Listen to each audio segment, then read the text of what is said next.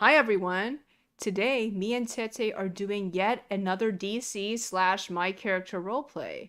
Today, we'll be roleplaying Lois Lane, which is played by um, Tete here, and Malka from my series, The Book of Joel. As you can see, if you are watching on YouTube, which you should be, so click on the link in the description if you're on Anchor to go to the YouTube version of this. Here's Lois, and she is wearing this sparkly green dress, and she is standing behind Malka, and Joel's in the background. And they are in front of a museum. This is where they're going to be meeting for the first time, at least for Lois and Malka, because Joel has already met Lois in a previous episode.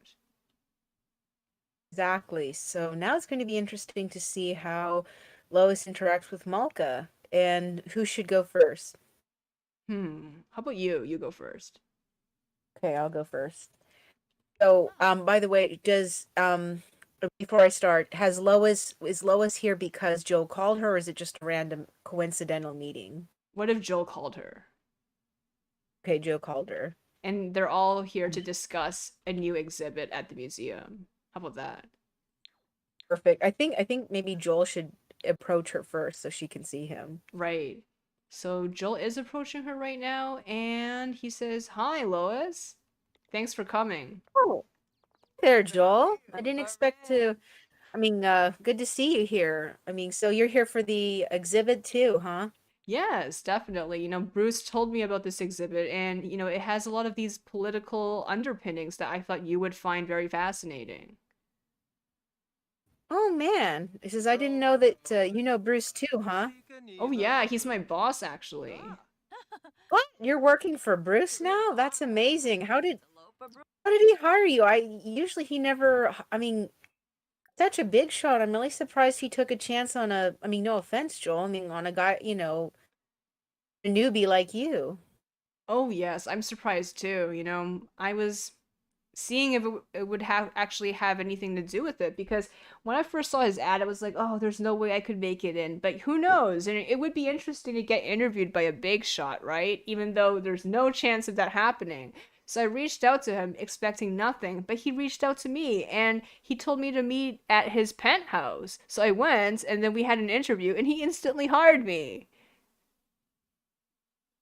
What a stroke of fortune. I never would have imagined that. But then again, once you get to know Bruce, he isn't such a bad guy. I'm glad you're working for him. He seems kind of hard and kind of heartless on the surface, but underneath, he looks out for people. That's true. And then Malka says, yes, he's actually not a bad person. I have to agree. He does seem very kind of callous and distant when you first know him, but once you get to know him, which me and Joel are currently getting to know him better, he's actually quite considerate and very loyal towards his friends. Yep, that's an accurate description of Bruce there. I know I've known him for a long time. I give a lot of my big scoops to him too. Mm-hmm. All right, So who let's are go you? in. Sorry, go ahead, sorry. So who are you? And she points to Molka. Oh yes, so I am I guess you can say another friend of Bruce's, and well, of course, I know Joel very well. Oh, very nice to meet you, Malka. I guess you already know me. I'm Lois. So then she kind of winks at Malka and then at Joel. Are you two an item then? Yes, we are, Joel says. He says, "Well, Joel, you're a very lucky man. I'm glad you found a really nice girl. And Malka, you're pretty lucky too. Joel's a surprisingly deep and substantial fella." And then Malka laughs. He is. He's very fascinating. And, he, like Bruce, he's not as much of a terrible person as he makes himself out to be. That's true. I think that's why I liked Joel when I first met him. He reminded me a lot of Bruce when I first met Bruce. Yeah. He was actually saying the other night to Bruce that both Bruce and himself are kind of like the two sides of the same coin. Even though, when you look at how much money they earn and how much influence they have in society, it's the complete opposite. Says, That's right. I mean, you'd think with Bruce and all of his money and influence, I think he'd be a happy-go-lucky guy, but he's not really. He's kind of a somber, gloomy guy. But I think it just shows how much he thinks about the gravity of the world. Mm-hmm. Just like Joel, Malka says. It's true. When I first met Joel, he just looked so down. I thought like the whole weight of the world was on his shoulders. But I think once you get to know these guys and talk to them, I think they can be real swell. Mm-hmm. All right, let's go in now. Yes, let's go in. I'm very interested. I got to write this article and I got to get it done by 5 p.m. today. Oh, how is it like, Malka says, writing for such a short deadline? I'm used to it. I've had shorter deadlines. I've had deadlines where I've had to whip out an article in about 35 minutes flat. And usually my editor's pissed off because he says that I don't know how to spell worth a damn. But anyway, he's got an article, he's got a good scoop, and we make some pretty damn good front pages at the Planet, I'll tell you that. Mm-hmm. All right, they are a group in The Sims now, so they can go inside. Hey, entering the Modern Museum. Another person with random rabbit ears. That is so random. I I don't know how many know. So seen many with these random rabbit Sims who are like that. No, well, at least they're Oh. wearing clothes. I've dressed them. Goodness. Before, those people with rabbit ears were walking around naked and bald. I know, I couldn't believe that. Like everything but why the rabbit ears if they're naked and bald? Because that was the only accessory they could think of getting. My gosh. Imagine if you saw that in real life. Oh my god, did you see that person in the background? So she has a Cut on. random Among Us sitting on her head and it's creating a glitch on her head. So, I mean, on her face. So now her face is orange, just like the Among Us. I can't believe she has an Among Us thing. It's so funny. A little Among Us plushie. So they're inside now. Contemplating these busts. Yes, and then Malka's reading the label on each of them. So apparently they're supposed to symbolize capitalism and And commodification. then Lois is like, what a funny way to depict capitalism, and she crosses her arms and huffs. What do you take from it, Malka? What do you think this symbolizes? I think it symbolizes how people's images are just used in marketing and, kind of simplified, emotional shorthand to the point that we don't really know what it means to be a person anymore because we kind of view ourselves as images to be consumed by society. It's like, you're right. I mean, many ways, isn't this method just the same way they use things like propaganda? I think so. I think a lot of this advertising stuff that we see, these giant billboards and ads and stuff, I really think they are a form of propaganda to get us to buy more things. You're very right about that, Malka. That's all it is. It's just to get us to buy their product and buy more of it. Really, it adds nothing to our life and empties our pockets. That's all really marketing and advertising and whole scheme of it all is. I mean, I understand it's necessary. Business has to flow. People have to make money. People need jobs. People got to pay bills. But still, in the long run, it's all just manipulation, isn't it? It is, and it's a form of conditioning actually. It's like a more mild form of indoctrination, but it is still a form of indoctrination. It is. You're very much right about that. I mean, I guess I was telling Joel, but tell you, I think I'm going to have to deal with some really nonsensical propaganda when I leave for the USSR in the next day or two. It's going to be absolutely ridiculous. Did you tell her about it, Joel? Oh no, I didn't tell her about it because I wasn't sure what to make of it. You tell her, Lois, Joel says. All right, I will. Well, Lois, hold on to your hat. You're going to just listen to the most ridiculous thing they're sending me on. I can't believe the planet is wasting money for me to go chase this most ridiculous story you have ever heard. And what is so ridiculous about it, Malka says. It's absolute bullshit propaganda from the USSR. They claim that their scientists have modified a single human man and he can do these great feats. You're never gonna believe some of the things that he does.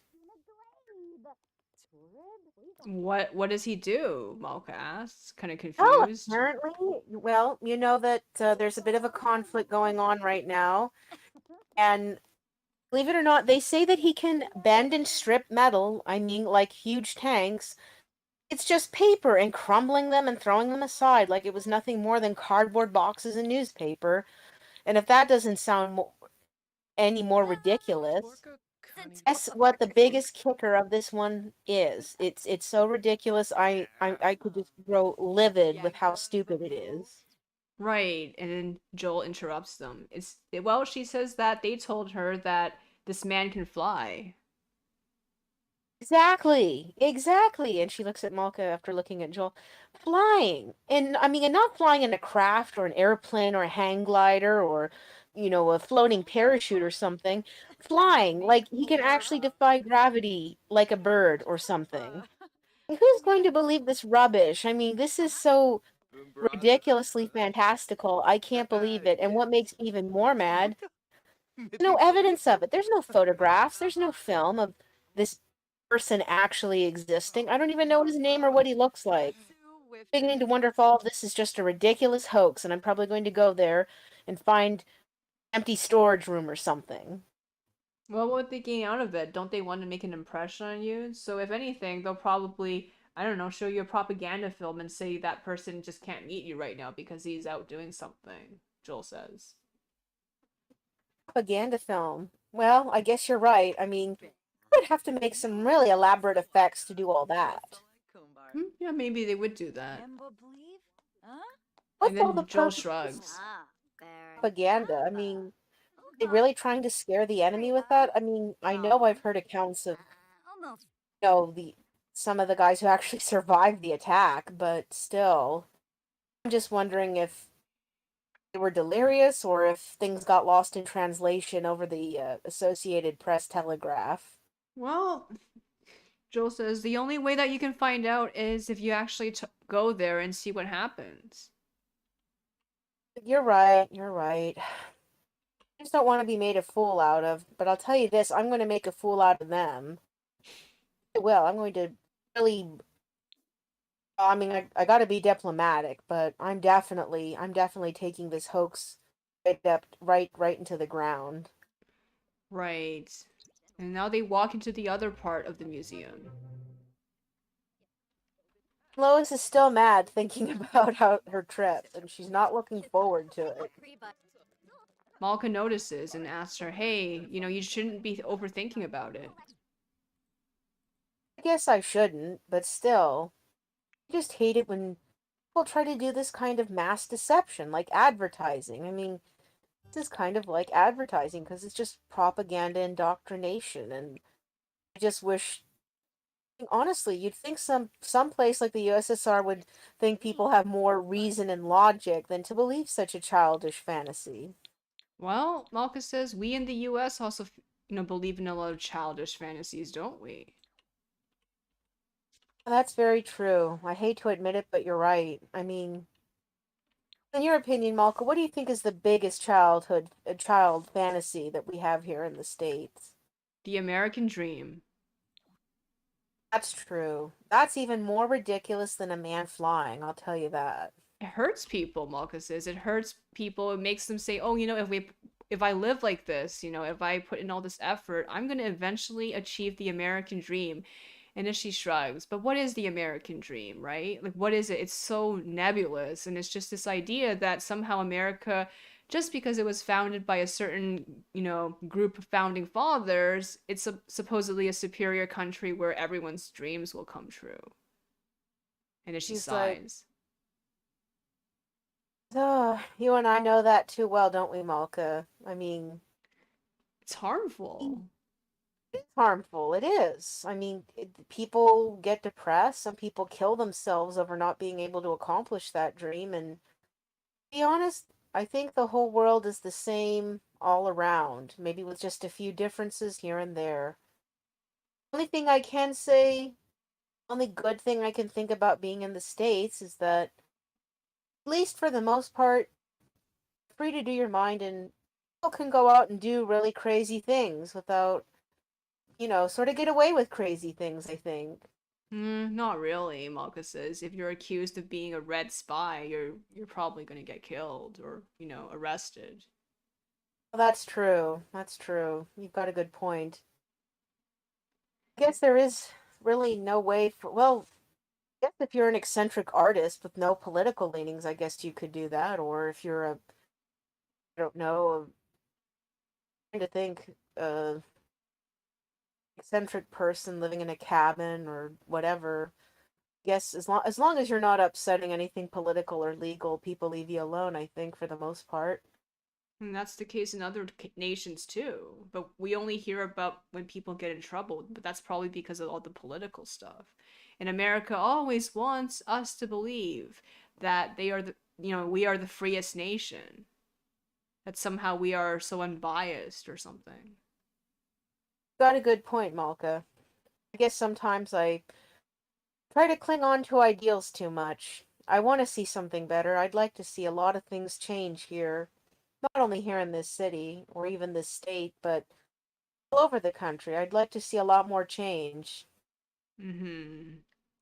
And then Joel says he's looking at the ships which are, making up the exhibition, and they're all a bunch of model ships, and each of them is very, very detailed. And he says, as for me, I guess you ladies might not like to hear it, but growing up and even as a young man, even up until a few weeks ago, the biggest lie I thought that was present in American society or all of human society was the concept of, and then Malcolm says, don't say it, but he says love.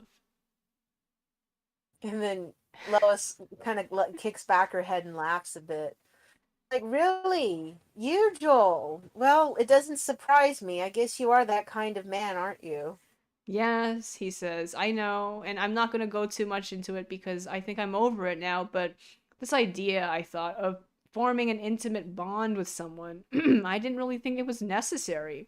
And I'm not saying some people don't derive joy from it. Of course, some people do.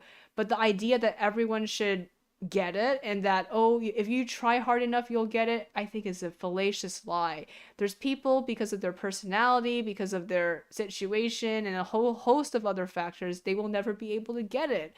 But society loves to tell us that you will. And it's like holding, a delicious snack in front of a starving dog and always moving it away when he gets closer. Lois looks thoughtfully at him, and then she looks thoughtfully at the ships. She looks thoughtfully back at Joel, and she's like, says, "No, Joel, I think your description is pretty right. I mean, concept of love, the way it's been presented in many societies, it's overly idealized and kind of a commodity. And being, I believe it does exist. It has to exist, or else why would it be in existence? Why would it be an actual concept in societies? But for the most part, does it really bring happiness? I was kind of talking about it with Bruce a few weeks ago. We just kind of bumped into a cafe and seen each other in a bit. He's been kind of busy with a lot of his oh, let's just say ambitions he's been having lately, especially with aircraft. But anyway, I was talking to him, and we were talking about, you know people getting together, falling in love. It can be kind of a scary thing, especially if you're very different or don't understand each other that well, or maybe one or both people have too many flaws. Can they make it work? And then I was thinking about that too, and then said that maybe sometimes having an attachment is more painful because you never know if you'll lose it or if you'll drift apart. And it's telling me that sometimes the sudden loss of something isn't so bad. It's when you gradually fall apart that hurts the most. And then Alice blinks her eyes 3 times and looks down as if she's thinking of a painful memory. And then she tries to smile bravely. Right. And Joel looks at her sadly and he continues, I understand. For me, I think the worst thing is realizing that you've been self deluding yourself all along. You wanted to believe that, you were right, but you realized that you knew you were wrong all along, but you just tried to convince yourself you were right because of your ego. And by the time you realized you were wrong all along, you know, you don't want to admit it because it's so painful to realize that you've been wrong. And Lois says, "Well, what made you see the light, as they would say?" I don't know. I don't think it was a gradual process. It was more like I think it was more like I just stopped thinking about the issue. I stopped making it into a problem. Some problems are just kind of self-constructed. Maybe it's better to not think about it. Maybe there isn't a problem. I think you're right. Maybe for many things in life, it's not a problem. I mean, I think, and she looks over at Malka. You think somebody helped you with that? Yes, definitely. I think, previously I was too trapped inside my own head. I think that was another problem. When you're so obsessed with thought experiments and all these things, like all these hypotheticals inside your head, you kind of lose track of what's really important. She nods and she says, "That's true." So you say that maybe Malka helped you get out of that mindset? And she kind of winks at him. Definitely. And then Malka says, definitely, I agree too. If it wasn't for the fact that he really took the step to talk to me more and actually stop rejecting everything because of some kind of, principle he had, I think he would have still remained the same. But I think, Joel, you told me this before. You didn't really want to be like this for much longer. You were kind of sick and tired of it. And Joel nods. And then Lois is looking. Then I think maybe you two are sort of an exception to a lot of things. Maybe you two are the genuine proof that I think if two people understand each other and make it work, it can come to fruition.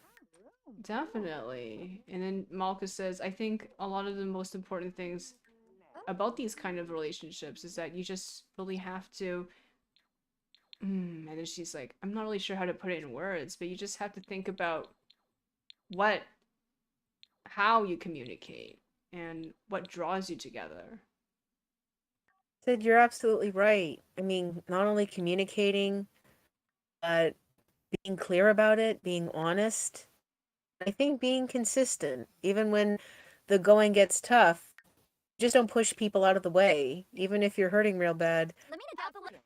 I think that's when you reach out to people more, don't you think? It depends, and it depends on who you're reaching out to in the particular situation. But yes, if that person matters to you, I think you should. I think you're right. For somebody, I kind of wondered if something might have happened with us, but I guess he didn't want it at that point, and I had to close the door on that. But now he wants to open the door again, but I hate to disappoint him, but that door is closed now. I have a whole new, chapter in my life I've got to get through. I'm on a new river. I'm not on his same river anymore. That makes sense. And now they're going to the second floor. Ooh, looks like there's more interesting statues. Yes, they pass a knight's a suit of armor, and there's a lot of abstract paintings on the walls. That's fascinating. Wonder Oh, what they will think of them. oh yeah, this one looks like something from the 19th century. Oh, it looks like something from Lermatos the Demon. Oh yes. So they passed by this painting, which if you're watching on YouTube, you can see that it looks like a 19th century, those romantic landscapes of giant trees, giant dark trees, and this white landscape. And then Malka looks at Wonder. it. Yeah. Go ahead. I was gonna say have maybe Malka comments on it first because she has a romantic mind. Right. Malcolm looks at it and then she says, "This is beautiful. Lois, what do you think of it?" Lois looks at it, tilting her head back and forth. Oh, I think it's rather striking with its contrast, don't you think? Joel looks at it. "I agree. It is." And then he thinks about it. Is this a romantic piece, I think, from the 19th century? And Malka says, "Yes, I think it is. It really reminds me of the art songs, by Schubert and Schumann." And Lois claps her hand. That's some of my favorite stuff. So you're a music lover, huh, Malka? Yeah, you could say that. Are you? Definitely. I mean, I grew up on Schumann and Schubert. I love it. I mean, even though we really couldn't afford a lot of times to see music, lively performed, I mean, Dad always had a hankering for the violin, so he was always whipping it out and trying to coax a few sweet notes out of those old strings.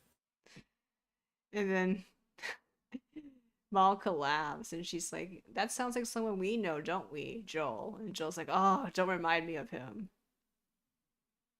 Oh, and who's that?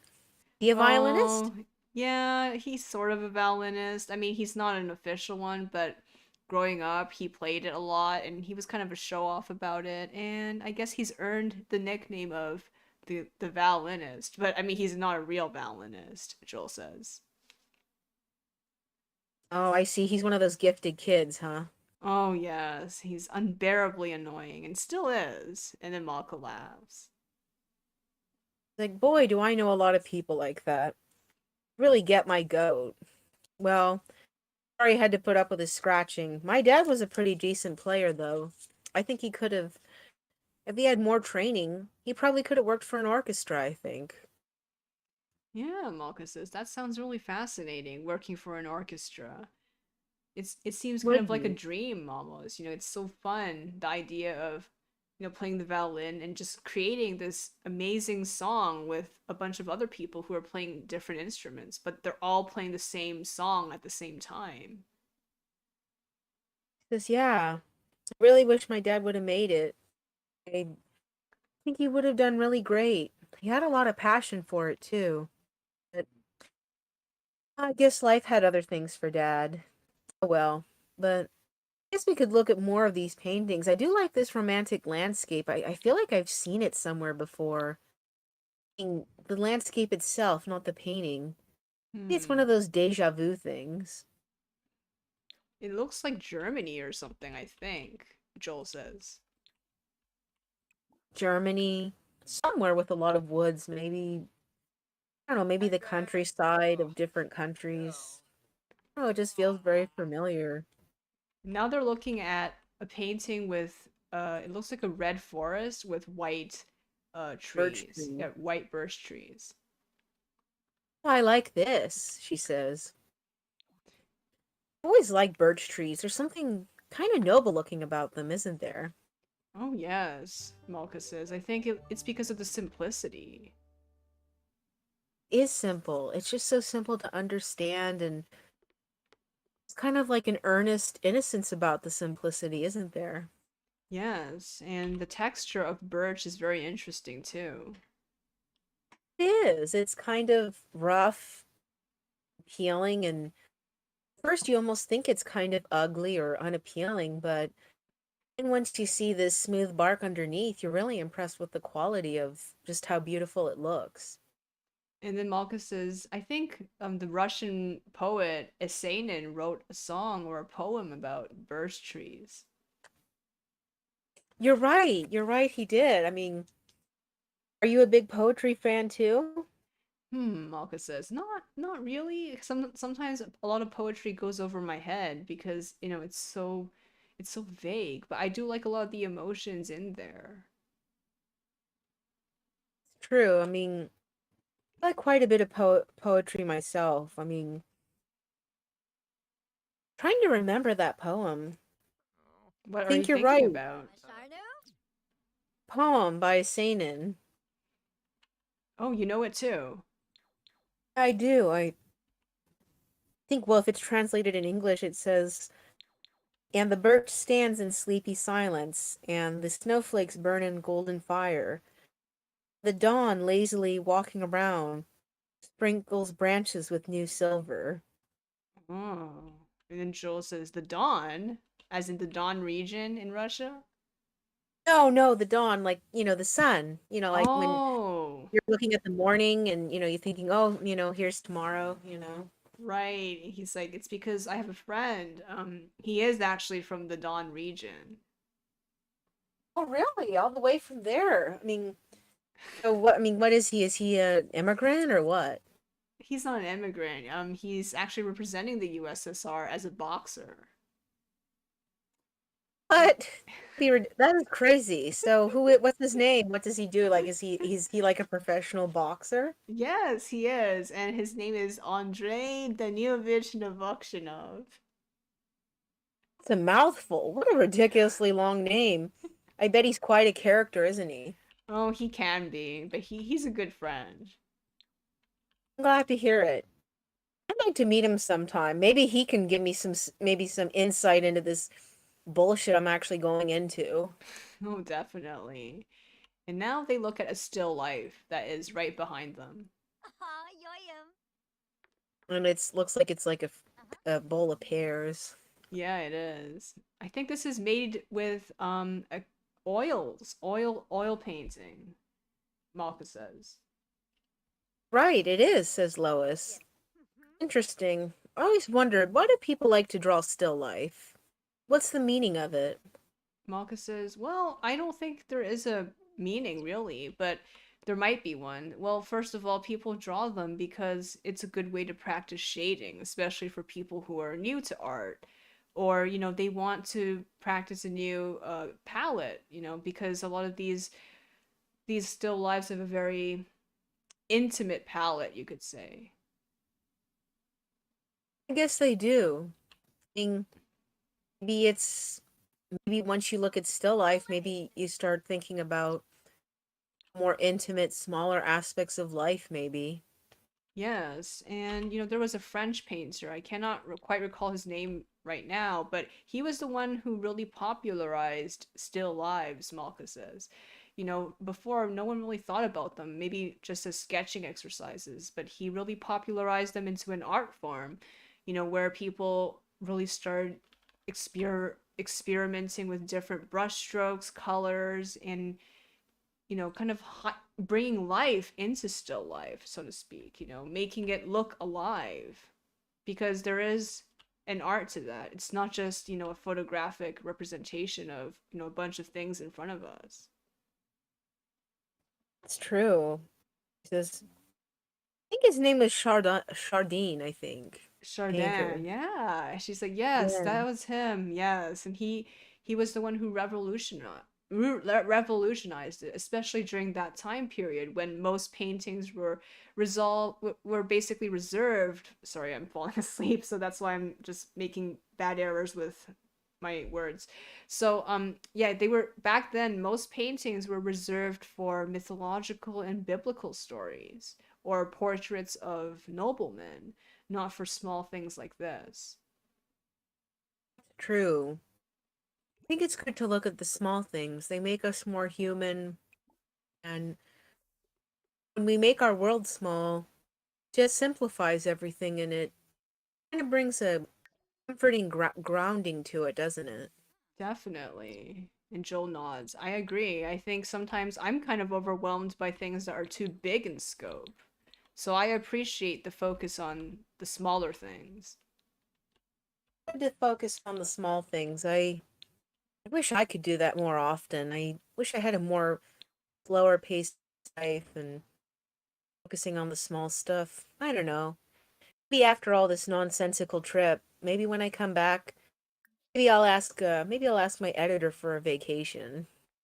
It's starting to get very late in the museum, almost 10. Suddenly, over the intercom, someone is saying, it's definitely the management staff, 10 more minutes until the museum closes. 10 more minutes. Lois is like, well, I guess we better start getting out or they'll lock us up with all these relics then. Yeah, I think we should. Yeah, well, it's too bad. But we'll take a quick look at the third floor. Right. And then They run upstairs Lois and they tells me, see a statue on the floor, which catches their eyes because everything else on this floor is a painting, but there's a random statue or a mannequin of a woman on the floor with no arms. and Lois looks at it and she's like, oh, that's a very odd installation art. It represents, what do you think, Joel? And Joel is staring at it quite intently, and he says, "I think it represents a lot of things." What do you think, Lois? I don't know, maybe it's just sort of a take on the Venus statue, and since her arms are broken, maybe it means that some people are powerless against a lot of things. Like maybe they're trying to embody an ideal, but they're essentially powerless. Or commodification of, you know, the female form in advertisements, Joel says. It's very true. And then she says, "What do you think, Malka? What do you think it is?" I agree with you, Lois. That it's about, the lack of power. I think a lot of women in this society do feel like, we don't have enough power because, sometimes it's not so simple about, not having certain jobs, not enough female CEOs or something like that. Sometimes it's way more subtle, such as, family expectations and the weight of them. Exactly. You're very much right. And it's kind of binding, like almost like we don't have arms in a way. Exactly. And we can't even do anything for ourselves. Exactly. Very interesting take on this. I like how it's surrounded by all these paintings and it's the only one. Mm-hmm, exactly. Well, there's also a random flamingo here. And Malka says, quickly before we go, do you know what the flamingo stands for in America? Then she's like, I don't even want to know. She's like, I think it's ridiculous. What does this little pink bird from Argentina, what's that supposed to tell us? Well, it's about the American dream. And how is it represented by a little flamingo? Well, sometimes maybe you haven't seen it here, but if you go out to the suburbs, you're going to see a lot of these flamingos in people's lawns. So it's supposed to represent this idea, this boundless idea in American society that, if you have the perfect lawn, the perfect house, the fence, the two kids, the car, then you've made it. Yes, you're right. It's such a tacky item though. It just boils my blood. I hate it. That's just how American society sells the American dream. It is tacky, isn't it? It is tacky. You're right. It is. I don't even want to think about this. Who on earth would have this thing? No offense to the bird, but it is ugly. And then Joel laughs and he said, "Well, I think Sam would love it." Probably would. Judging by how crazy your friend is, he would like something this tacky, I bet. Yeah, he would ask, "Why is it not neon green?" It would actually be an improvement over that awful pink. Well, Sam loves pink too, but he also loves neon green. Sometimes he can't make up his mind which is better. They all both sound like horrible color combinations. I hope I never see that. Where did Lois go? This- I guess she's trying to make sure they don't lock the door on them Yeah, because now it's they're closed. running out and waiting for Lois, but we don't know where she went. Is she in the washroom? Did Lois? No, she's No. gone. Oh, she had to turn in her article Oh yeah, she's for where working on mad her at her. article somewhere, like writing like a maniac. She's right. She's just jotting it down like a maniac, just dashing it off to Mr. White before he yells at her. But yes, I think she left. I think she left. So this was a very interesting trip and discussion between these three. I think it was very thought provoking. It was. I think we learned so much. Oh, we had such great role plays tonight. Thank you so much for joining, guys. Very. Thank you guys for joining us. Thank you. All right, bye.